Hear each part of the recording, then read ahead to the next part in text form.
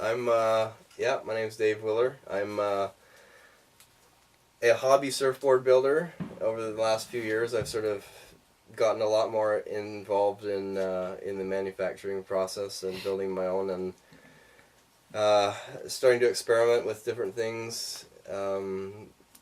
By day, I'm a PhD scientist. I work at one of the hospitals downtown developing a vaccine for HIV. Building boards and shaping boards probably started 3 years ago or so. Me and my best friend Joel Harris, primarily out of desire to build stuff that you couldn't buy in a shop. You know, like a few years ago, there was not a lot of surfboards around. You could buy soft tops, you could buy Bics, and some big boards, and we wanted boards that were specific to the lake. We wanted boards that were cheaper than paying $800 in the shop for something that's supposed to be surfed in California or something. And you know, with the help of internet nowadays, you can do a lot of research on the computer and just kind of go at it and try it. And I have a good friend. His name's Ed.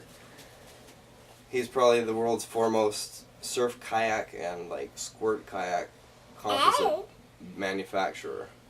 And so he's been working with fiberglass and composites for like 30 years. So our first boards we shaped them here, and then we went down to his shop in Hamilton, and he helped us do the glass work and stuff like that. Sort of from there, it's I'm sort of more doing it by myself more and more. But that's where it started about 3 years ago. Usually the reaction is that, what, you can even surf in Ontario? And yeah, who there must be like one or two other crazy people who do it. So I think people wonder why I'm wasting my time doing this. Probably because they don't understand that there actually is a sort of a growing and vibrant community, in Toronto. I think principally around here, it's largely driven by people who are coming from different countries, like yourself. People who have grew up surfing in Brazil, grew up surfing, in Barbados or wherever. They come here, hey, I'm from France, I'm so and so. Hey, where are the waves? And then, that it kind of gets people. You get into it that way. There's not maybe a lot of people who are from Canada who start surfing, but certainly there are. But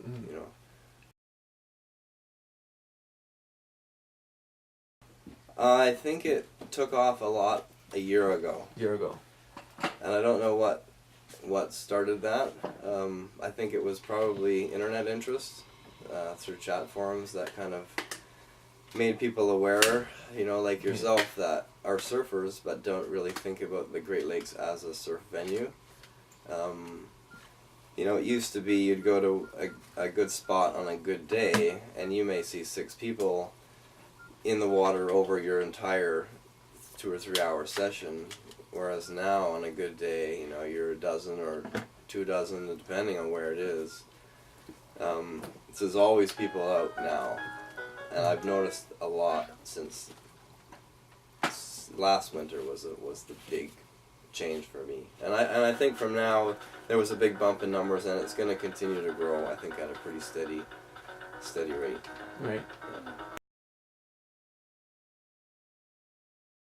I don't have a website. I don't try to advertise because I don't have enough time to build the boards that I get asked to build. Yeah, so I think some of it's from online. I do have connection at Board Sports, so if people come in and they're asking for a certain style of board that they don't have in stock, a lot of times they'll let that person know that, hey, there's a guy in Toronto who can build whatever board you want. Go and talk to him, and then they just talk to me through email, and we go from there. And then now word of mouth a little bit. People are starting to see my boards out. It was always before I built boards for my buddies, for myself. Like I've got a lot of boards for my own, just for me. Yeah.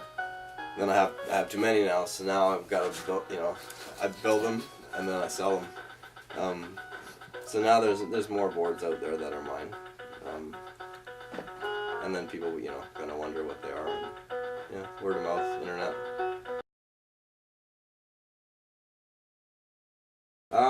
For me, because it's purely like a hobby, evenings and weekends, it probably, I usually tell customers 6 to 8 weeks, which is a long time. Although, usually boards are finished at about 4 weeks. But, it's one of these things that, I can only work a couple hours at a time. Yeah. A lot of steps require curing of resin overnight, and you can't just, do everything all in one day. However, if I was a production shop and this was my full-time job, it would only take, it would take less than a week to build a board. And if you're a, accomplished shaper, the guys who shape 1,000 boards, they can probably shape a board in 45 minutes to an hour. Whereas it takes me, a couple evenings. It's all about economy of motion and just being comfortable with your tools as well, right? So, because I don't do it all the time, when I start a board every month or something, I'm kind of like, okay, this is what this tool feels like, okay, I gotta kind of get used to things again. So it takes a while, but because I'm essentially starting, I just want to make sure that things are done pretty well. I don't want to have crap out there on the lakes and get a bad reputation when I'm just sort of starting out. So yeah. It's still not at the point where I consider what I have like as a premium product, so that's why you don't pay a premium price. Like, you can get a board for a couple $100 cheaper, but it's not going to be like, the one that you just flew in from Hawaii, built by the world's greatest shaper or something. But you get, try to get what you want, and I try to gear things towards the conditions, right? And towards the person. Like, you can't really buy custom boards that are built for you. Like, you go to a shop, well, this sort of looks right, and you play with it, and it looks cool, it's got cool graphics. It's $800, okay, buy it. But, so much stuff that we can talk about later with regards to surfboards and how you might ride your board and how it would be tailored to you, like depending on how you ride. So you're saying customized board is the way to go? I think so. Yeah. And I'm not the only person around that can, build a board, right? There's other people. I think it will continue to grow until a certain point, and that is largely dictated by the nasty conditions that we surf in. It's cold. Yeah. It's you need a certain flexibility in your time, and you need to really have a passion for it. So I think there's only a finite amount of people who sort of have that mindset and are willing to suffer through the cold and do the long drives, and and a lot of times you get to a spot and it's not firing, it's not right. Right? So the opportunities are pretty minimal, and if you don't have patience, you're just not gonna last. It'll be a fad for you.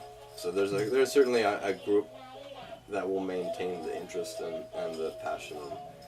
But it's going to grow over the next couple of years as more people hear about surfing the Great Lakes.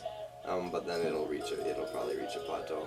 So who knows how many people? Yeah, a few hundred, but not a lot.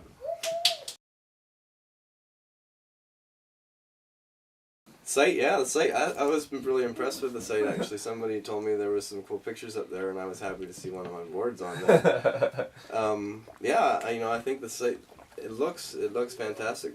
The photography is great. The setup's good. It's just going to take a little while to get word of mouth out there, and kind of get people, to be their go-to, site to check on the happenings and. Places to go surfing and meeting people and learning about boards and spots, and the site looks good, so congratulations. Awesome. Thanks a lot. Yeah, you're welcome.